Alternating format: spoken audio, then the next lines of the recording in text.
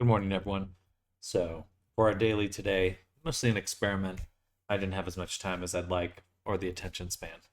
Not sleep very well last night. So, I'm just going to go over this little desert environment that I have here. So, that's kind of the idea here was to take a shape and then go ahead and follow it. I don't know. I got a follow notification while just recording, but that's okay. Enjoy that. Yeah, so we have this mesh here, and you can see that I can manipulate it, and we kind of automatically get these pockets getting carved out of it. The coloring is happening, and all of that is within our geometry node. And I'm really enjoying vertex colors as a way to just very quickly get to a look, get to a finalized result. If this was like a stylized game, this might be pretty close. I think some of the normals could use some work, like get these crunchy corners, or maybe just like one more level of subdivision and then decimate it or something. But overall, I think it looks quite good. Let me actually turn off the UI there. And we got these rocks in here. So let's jump into the graph. So this is our graph here. Pretty simple. At the very start, we're just looking at that mesh that I was manipulating. So we've got this little boxed out mesh. If I go into weight paint here, nothing will happen. Should be able to visualize it. Either way, I have this group here. It's not letting me select. Why is that? Interesting.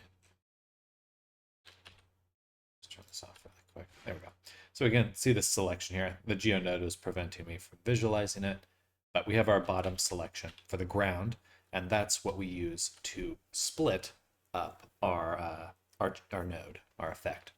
So we have this vertex group for the ground. We assign that, and then in the graph, oh, it must have been the viewer because I added the viewer. Subdivide it, and then we do our deletion down here. So we take the bottom off, cut it. Then we're getting the proximity, the geometry proximity from, and actually we're not doing anything with the proximity. We're just using, what was it?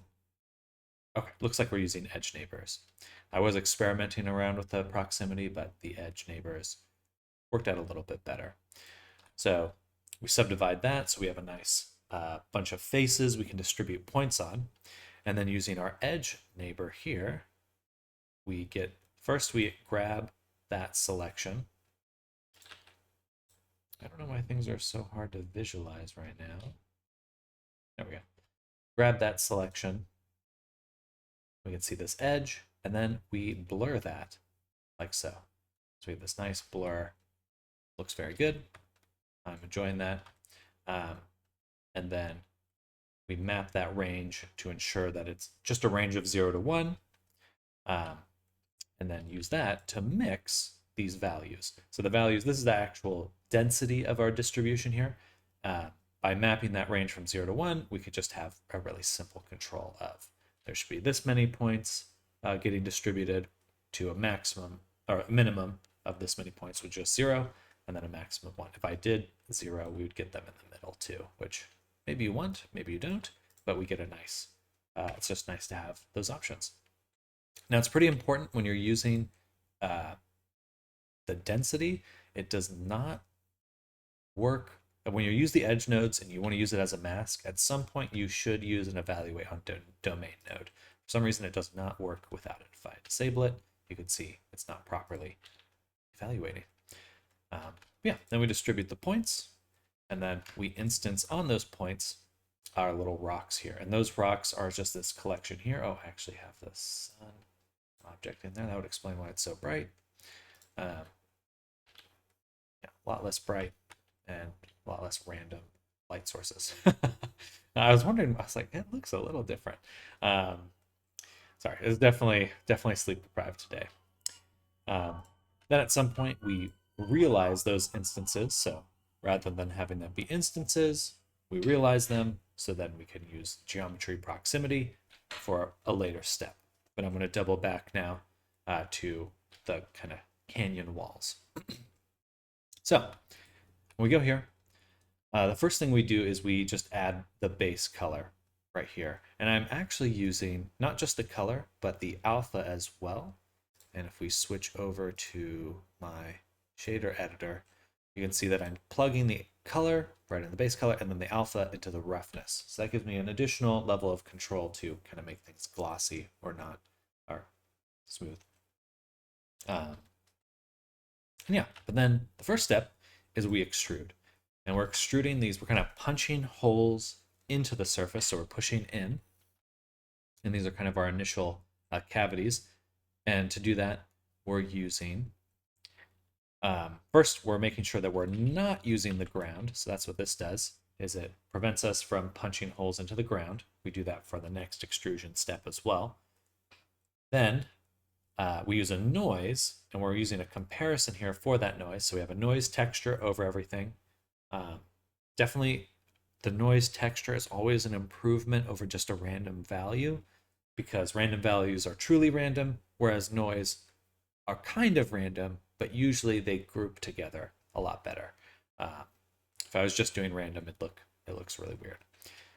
Okay, then we set the colors on those, so you can see we used that, we stored a named attribute into the color attribute. You have to do color, face corners, use the same name, and we're just taking the top selection from the extrusion, blurring, and evaluating, so we get this nice smooth fall off from the vertex colors, which I think looks pretty good. Again, we could also include the alpha in there if we wanted to get some glossiness in those spots, but I kind of want them to, since they're recessed, I want them to have less roughness, less shininess. Okay, then we extrude again. This time we are extruding outside of those selection. Actually, maybe not. And, well, either way, we're doing another pass on the extrusion. Then we're storing colors, this time on that additional extrusion. We're blurring that as well. And so we get this nice, like, kind of lighter color falling off. And then we subdivide to get that final look. I did have the subdivision on the whole time while I was doing that, while I was making it, just because that little blocky, chunky look before, not super great. So I definitely prefer having the subdivision, because it just looks good. But you just got to be careful you're not blowing your triangle count out. Eventually, I would love to bring this environment into VRChat. I talked about that last video as well. Okay, and so that's back to this geometry proximity node I mentioned, where what we're doing is we're taking our rocks right down here, boom, and we're using the proximity of those rocks to the canyon walls to create a nice fall off here. And that's this dark color in here. You know, I could actually just kind of make it the same color as the rocks if I wanted to, maybe the darker rock. Because that gives us some, just kind of a nice, helps them pop out, helps them blend together a little bit. That way they feel a little more natural. A little bit darker. And yeah, after that, and again, that's just stored as a color, but after that, I think the final step I did was we're blending the mesh normals of our rocks with the canyon walls. So visually, there's a bit of a smoother fall off. And if it was maximum this way, you can see they completely blend, but then they get a little weird looking. So I find just kind of like somewhere in between is preferable. So that way they're smoother, blending a little bit better. If they were larger, we might even push that further. But for now, that's good. Then we just join it all together, and we've got our stuff. But I did the one thing I've been talking about in the last video, and I think the video before that, that I wanted to use an actual mesh as my object. Rather than starting with some sort of GeoNode primitive, I'm actually using a mesh, and this is great. I think that this is fantastic thing to do because it just really allows some flexibility here. So we do something like that. We can see that we can push down. We can make another little canyon here. I could even assign it to the ground so we get kind of another pit. Yeah, I mean, it's just flexible. I think I've been kind of sleeping on this a little bit for terrain because this is something that I feel like I could just throw directly into a game and almost be good to go. You know, we could, oh, I need to make a path for my character, and it's like, yeah, easy peasy. And I just love that feeling of working quick and not having to worry about placing everything by hand, because that sucks, honestly. Yeah, pretty cool stuff. And obviously, you can just kind of keep playing with it, keep going, and have fun. So I hope you enjoy it. I know I am, and I'm kind of looking forward to whatever's next for this workflow. Actually, I guess I'll just talk about what I plan to do next because it's fun. Vertex colors. Vertex colors are really interesting because there isn't a limit to how many vertex colors you can include on a mesh. So that got me thinking, okay, what's the fastest? This is like the fastest way to start building up high quality visuals. And I think what I'll do is right now we just have the one color attribute, and I think I'll keep it that way. So that'll be my base color plus the alpha for roughness, or potentially base color and transparency. That's more standard. So yeah, we'll probably do that. Base color plus transparency for the first color attribute, RGBA. So we have the RGB plus the alpha. And then we'll do a second color attribute. And we'd probably call this one PBR or something like that. And in this one, that gives me 4 more channels to influence the final look of things. And I most likely would use the metallic drive the metallic, and can't really think of anything else to drive. Definitely the metallic for sure. And maybe the rest would be masks. So I'd use them as masks in order to blend in other textures. So like if I had a tiling texture, it has its own set of PBR values, but I could use the vertex color mask to blend that smoothly. Like, so for example, the canyon walls would have like a rocky texture, triplanar texture that I'm putting in there. And then maybe these sections would have a smoother, maybe dirt kind of look. But by using these vertex colors, I can quickly blend those together while never having to jump as directly into the shader editor.